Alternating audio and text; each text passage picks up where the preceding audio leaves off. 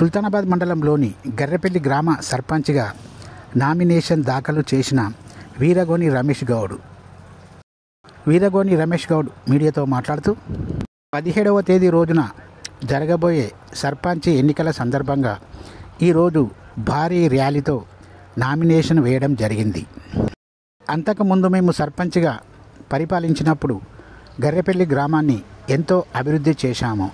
ఇప్పుడు కూడా సర్పంచ్గా నన్ను గెలిపిస్తే గర్రెపల్లి గ్రామాన్ని ఎంతో అభివృద్ధి చేస్తామని, ప్రజలను, నిరుపేద ప్రజలందరినీ, ప్రతి ఒక్కరికి అండగా ఉండి వారికి అన్ని విధాల నా సహకారాలు అందిస్తానని, గర్రెపల్లి గ్రామాన్ని ఎంతో అభివృద్ధి చేస్తానని, గర్రెపల్లి గ్రామ ప్రజలందరూ నన్ను సర్పంచ్గా ఆశీర్వదించాలని అన్నారు వీరగోని రమేష్ గౌడ్.